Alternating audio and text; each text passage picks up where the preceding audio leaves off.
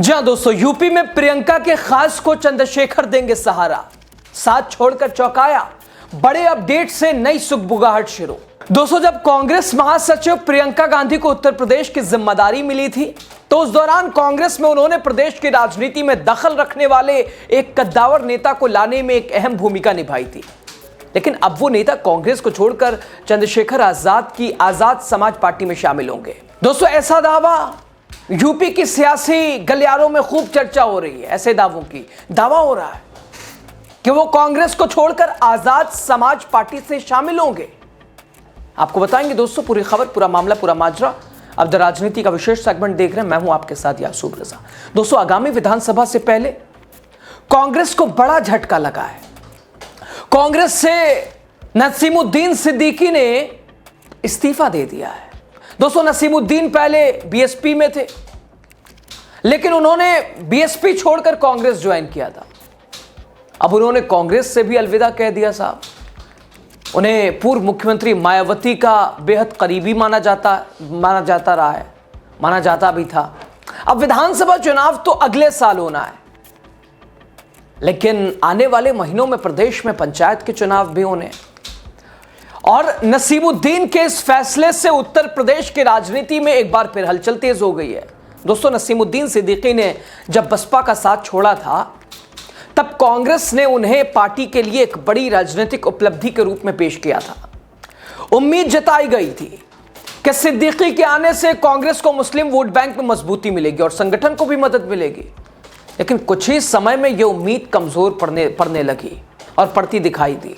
सिद्दीकी का कहना है कि उन्होंने पर्सनल उनके कारणों की वजह से पार्टी छोड़ने का फैसला किया है। हालांकि सियासी गलियारों में यह चर्चा हो रही है कि वो सांसद चंद्रशेखर आजाद की पार्टी आजाद समाज पार्टी कांशीराम को ज्वाइन कर सकते हैं।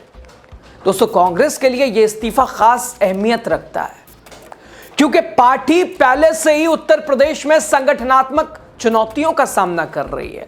एक अनुभवी नेता के जाने से उनकी चुनावी संभावनाएं और कमजोर हो सकती हैं। विपक्षी दल इस घटना को कांग्रेस की आंतरिक कमजोरियों से जोड़कर देख रहे हैं। कांग्रेस छोड़ने पर नसीमुद्दीन सिद्दीकी ने कहा, मुझे किसी के प्रति कोई नाराजगी नहीं है। मैं खड़गे, राहुल, प्रियंका, सोनिया जी का सम्मान करता हूं, करता रहूंगा। मेरे लिए वहां कोई काम नहीं था। मैं एक जमीनी स्तर का कार्य करता हूं। 8 साल तक मैं जमीनी स्तर पर मैं नहीं कर सका। मैं कभी हाई प्रोफाइल नेता नहीं रहा, ना अब हूं। इसलिए मैं जमीनी स्तर पर काम करना चाहता हूं। इसी कारण मैं कांग्रेस पार्टी हमने छोड़ी है। मीडिया विभाग का अध्यक्ष बनाना जमीनी स्तर का काम नहीं है। किसी को समिति का सदस्य बनाना जमीनी स्तर का काम नहीं है। मैंने नेताओं से कहा था कि संगठन का आदमी हूं। अब बहुत सी बातें ऐसी जो कहीं नहीं जा सकती हैं। ये नसीमुद्दीन सिद्दीकी कह रहे हैं। कांग्रेस से अलविदा होने के बाद विदाई अंतिम संदेश ये उनका समझ लीजिए कांग्रेस के लिए, सम्मान के साथ। लेकिन अब दोस्तों, सिद्दीकी का अगला फैसला इस बात पर निर्भर करेगा कि उन्हें किस पार्टी में बेहतर राजनीतिक भविष्य और प्रभावशाली भूमिका मिलती है। फिलहाल उनका इस्तीफा उत्तर प्रदेश की राजनीति में कई नए सवाल को जन्म दे रहा है। कई नए सवाल और चर्चाओं को एक तरह से उजागर कर रहा है।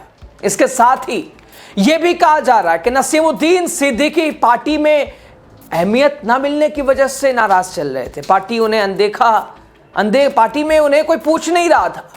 वो जमीनी स्तर के कार्यकर्ता अपने आप को बताते रहे, लेकिन पार्टी ने उस तरफ ध्यान ही नहीं दिया कि बंदा ये जमीनी स्तर का है। दोस्तों, बीते दिनों जब राहुल गांधी रायबरेली जा रहे थे तो लखनऊ एयरपोर्ट पर कई बड़े नेता मौजूद थे, जिसमें नसीमुद्दीन सिद्दीकी भी एयरपोर्ट पर मौजूद थे। लेकिन राहुल गांधी का स्वागत करने के लिए चुनिंदा नेताओं को ही अनुमति मिली थी। नसीमुद्दीन सिद्दीकी जैसा नेता भी नहीं मिल पाया था राहुल गांधी से। उस दिन एयरपोर्ट पर कांग्रेस के कई नेता नाराज हुए थे। अब नसीमुद्दीन सिद्दीकी ने कांग्रेस का साथ छोड़ दिया है। अब ऐसे में सवाल उठता है, आखिर ऐसा क्यों हो रहा है कि बसपा में नंबर 2 की हैसियत रखने वाला नेता कांग्रेस में आने के बाद साथ छोड़ जाता है? यूपी में कांग्रेस के पास कोई मजबूत आधार या बड़ा चेहरा तो पहले भी नहीं था। इसके बाद भी नसीमुद्दीन सिद्दीकी को किनारे क्यों किया गया? बड़ा सवाल है। नसीमुद्दीन सिद्दीकी अगर कांग्रेस के टिकट पर चुनाव लड़ते तो यह सीट कांग्रेस के खाते में आ सकती थी और इससे पार्टी को मजबूती भी मिलती।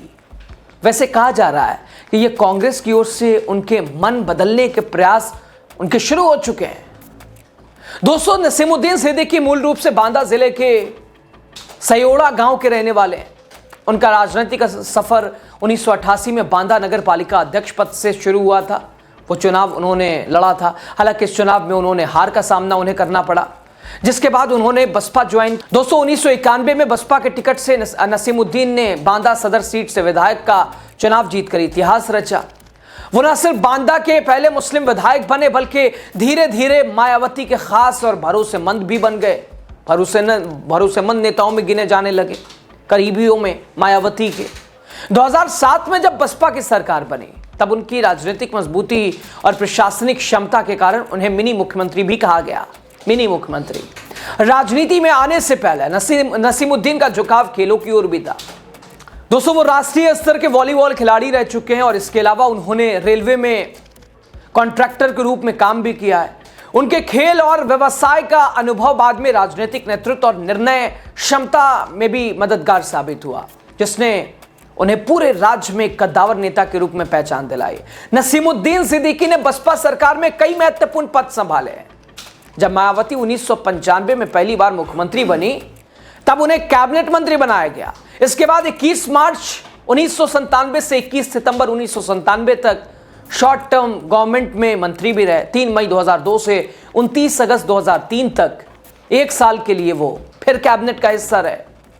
इसके बाद 13 मई 2007 से 7 मार्च 2012 तक फुल टाइम गवर्नमेंट में मंत्री रहे। उनकी नीतियां और प्रभाव के कारण उन्हें पश्चिमी उत्तर प्रदेश में मजबूत नेता माना जाता था।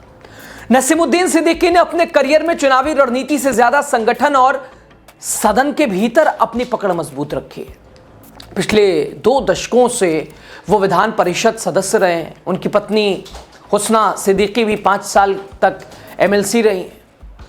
उनके बेटे अफजल सिद्दीकी ने भी 2014 के फतेहपुर लोकसभा सीट से चुनाव लड़ा था। दिलचस्प बात यह रही कि रसूख बढ़ने के साथ ही उनके परिवार में भी राजनीतिक महत्वाकांक्षाएं जागी, जिसे लेकर कुछ विवाद भी हुआ। सिद्दीकी ने बताया कि पार्टी ने उन्हें चुनाव लड़ने का ऑफर दिया था, लेकिन अब उनकी इच्छा चुनाव लड़ने की नहीं बल्कि प्रत्याशियों को जिताने के लिए प्रचार करने की है। और साथ ही नसीमुद्दीन ने फरवरी 2018 में बसपा छोड़कर कांग्रेस का दामन थामा था, जहां उन्होंने पश्चिमी उत्तर प्रदेश में प्रांतीय अध्यक्ष पद संभाला।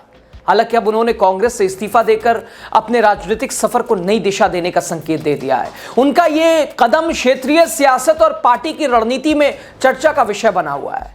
बसपा से निष्कासन के बाद कांग्रेस में शामिल हुए सिद्दीकी का अब कांग्रेस छोड़ना उत्तर प्रदेश की राजनीति में नए समीकरण बना सकता है। चर्चाओं का बाजार इसीलिए गर्म भी है, चुनाव सर पे है। चर्चा यह है कि आजाद समाज पार्टी में शामिल हो सकते हैं नसीमुद्दीन सिद्दीकी चंद्रशेखर वाले में। हालांकि उन्होंने अभी पत्ते नहीं खोले हैं, लेकिन जो खबर है, जो विश्वसनीय सूत्र बता रहे हैं, यही बता रहे हैं चंद्रशेखर का कब्जा है, हो गया है अब नसीमुद्दीन सिद्दीकी के ऊपर। चंद्रशेखर का जादू चल गया है। तो देखा दोस्तों आपने कैसे बसपा, कांग्रेस और अब एएसपी में आने के चर्चाओं के बीच नसीमुद्दीन सिद्दीकी अब किस राह चलते दिखाई देंगे। तो उत्तर प्रदेश में प्रियंका के खास का चंद्रशेखर प्रियंका के खास को अब सहारा देने जा रहे हैं। चंद्रशेखर का जादू चलता हुआ दिखाई दिया है। असर 2027 के चुनाव में और निकाय चुनाव दोनों पर पड़ेगा। आपकी राय बताइएगा आप जरूर।